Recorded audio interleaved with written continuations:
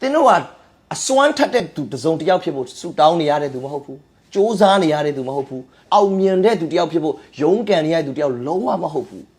းဒါတင်းရဲ့ life မဟုတ်ဘူးတင်းတကယ်ပိုင်ဆိုင်ထားတဲ့ life ကဆုံးရှုံးခြင်းမရှိတဲ့ life ဖြစ်တယ်သို့တော်လဲတင်းတို့ဒီလူကဲ့သို့တည်၍အဲ့ဒါကျွန်တော်တို့ရဲ့ပြဿနာသို့တော်လဲတင်းတို့ဒီလူကဲ့သို့တည်၍အခြားသောမင်းတွေကဲ့သို့ဆုံးရှုံးခြင်းတို့ရောက်ကြလိမ့်မည်ဘာကြောင့်လဲတင်းတို့ဒီမသိနားမလဲကြတင်းတို့မှာ knowledge မရှိတာငါလူတို့ဒီပညာနည်းသောကြောင့်ဆုံးရှုံးကြတာခရစ်ယာန်တယောက်ဟာကျွန်တော်ကဘာမှမတတ်ပါဘူးကျွန်တော်ကဘာမှမသိပါဘူးဒါပေမဲ့ဘုရားသခင်ကကျွန်တော်ကိုလှုပ်ပေးမယ်ဆိုတာဘုရားလှုပ်ပေးပြီးပြီဘုရားအကုန်ပေးပြီးသွားပြီသင်တို့ဒီမသိနားမလဲကြဒါကြောင့်အခြားသောမင်းတွေကဲ့သို့ဆုံးရှုံးကြတယ်သင် life ကတကယ်တော့ဆုံးရှုံးခြင်းကင်းလွတ်တဲ့ life ဖြစ်တယ်ဒါကြောင့်ကျွန်တော်တို့ဒီနေ့ season ကိုပါဝင်တဲ့အခါကျွန်တော်တို့ quality ရှိတဲ့ life တစ်ခုကိုသင်ယူတယ်ကျွန်တော်တို့ရဲ့ life ဒီကြာရှုံးမှုမရှိတဲ့ပြိုလဲမှုမရှိတဲ့ life ထဲမှာကျွန်တော်တို့ကရှင်းသန်ရမယ်အဲ့အတွက်သင်လို့နေတာပါလေတမာတရားကိုသိကြတဲ့ဖြစ်ထိုတရားဒီသင်တို့ကိုလွတ်လိမ့်မည်ဟုသင်တို့ကိုတမာတရားသိစေခြင်းတယ်ဒါကြောင့်ကောလောသဲအခန်းကြီး1အခန်းငယ်73ထဲမှာဗာပြောလဲသင်တို့ကိုမှောင်မိုက်ထဲမှာရွေးနှုတ်၍ကြည်မှောင်မိုက်တကိုးကနေရွေးနှုတ်တာဒါပေမဲ့သင်ရဲ့အပေါ်မှာအမောင်နိုင်ငံရဲ့ dominion ဆိုတာစာတန်နိုင်ငံရဲ့ခြေလေခြင်းကကျွန်တော်မှမရှိတော့တကယ်တော့ရွေးနှုတ်ပြီးသွားပြီမရှိတော့ဘူးပြန်လဲမသွားသလိုရှိလည်းမရှိတော့ဘူးဒါဆိုသင်အရာခတ်သိန်းကတမာတရားကိုမသိလို့အညာခံရတာသင်ကတကယ်တော့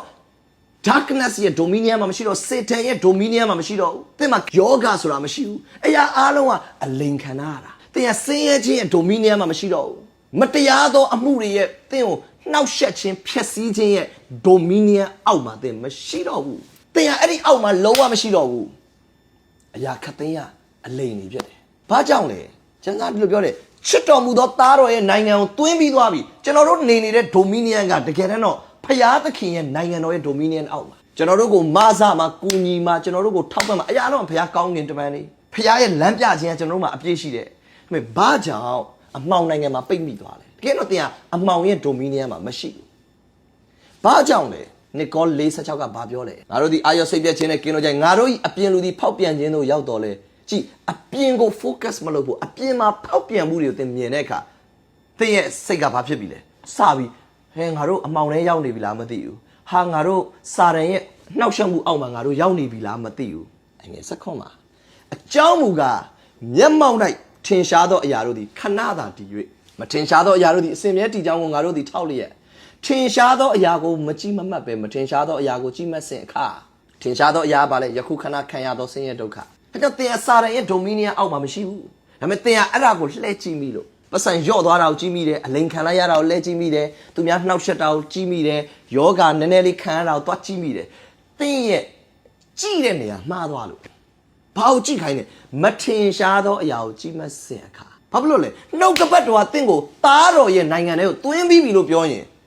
ထင်ရှားရှားမထင်ရှားရှားကျွန်တော်တို့ရဲ့အာယုံစိုက်ခြင်းကမထင်ရှားသောအရာကိုကြည့်မှတ်စဉ်အခါနှုတ်ကပတ်တော်ကကျမ်းမာခြင်းပေးပြီးပြီကျွန်တော်တို့ကိုမှောင်မိုက်တကိုးကနေရွေးနှုတ်ပြီးပြီလို့ပြောရင်မှောင်မိုက်တကိုးရဲ့လက်ရာတွေကိုဘယ်လောက်တွေ့ကျွန်တော်အာယုံမဆိုင်ချစ်တော်မူသောသားတော်ရဲ့နိုင်ငံကိုပြောင်းပြီးပြီလို့ပြောရင်ကျွန်တော်တို့ကအဲ့နိုင်ငံသားအနေနဲ့ကိုယ့်ကိုယ်ကိုသိမှတ်ဖို့ဖြစ်တယ်။သင်ကအလင်းတွေကိုခေါ်ဖို့ရန်အတွက်စောင့်နေတဲ့သူမဟုတ်ဘူး။သင်တို့ဒီမှောင်မိုက်တကိုးမှရွေးနှုတ်ရချစ်တော်မူသောသားတော်ရဲ့နိုင်ငံသင်အခုရှိနေတဲ့နေရာဘာမှလဲ။သင်အခုရှိနေတဲ့နေရာ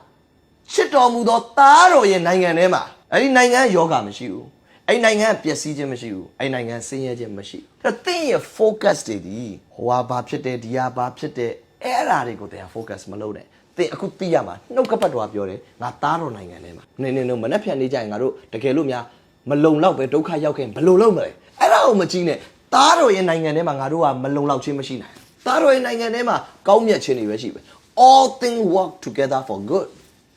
အရာအားလုံးကကောင်းဖို့ရင်အတွက်ဘုရားတညီတညွတ်ထဲပြုစုထားတာကျွန် Christianity ဟာ confidence အပြည့်နဲ့ဒါကြောင့်ငါတို့ဒီအာရောစိတ်ပြည့်ခြင်းနဲ့ကင်းလွတ်ကြတယ်ဘာကြောင့်လဲအရာအားလုံးကတကယ်တော့ good အတွက်ပဲဖြစ်လာမှာနောက်ဆုံးဒီအခြေအနေဖြစ်သွားရင်အာရပြဿနာဖြစ်အဲ့ဒါအားလုံးကကောင်းလာလိမ့်မယ်ဒီအခြေအနေကပြန်ကောင်းသွားမှာမဟုတ်ငါအကျိုးတစ်ခုခုကောင်းဖို့ရန်အတွက်ပဲဒီပြဿနာဖြစ်လာအဲ့တော့ပြဿနာတိုင်းကငါအကျိုးတစ်ခုခုကောင်းဖို့အတွက်ဖြစ်လာတာဖြစ်လာတဲ့အခြေအနေတိုင်းကိုဒါကြောင့်သင်ကကျေးဇူးတော်ချီးမွမ်းရမယ်ဒါကြောင့်တဖန်ငါဆိုဒီကအစင်ဝမ်းမြောက်ကြလော်တယ်ဘာဖြစ်လို့အစင်ဝမ်းမြောက်ခိုင်းတာလဲ Christian life က born again life က မဝမ်းမြောက်စရာအကြောင်းရှိကိုမရှိတော့တာမနှက်ဖြန်လေးအတွက်ကစိုးရင်စရာကိုမလိုတော့တာဒါကြောင့်အစဉ်ဝမ်းမြောက်နိုင်တဲ့အခြေအနေအားလုံးကိုချီးမွမ်းနိုင်တယ်ဆိုတော့ Christian life ကစိုးတဲ့ဘဝနဲ့လမ်းဆုံးတယ်ဆိုတာမရှိလို့ဖြစ်တယ်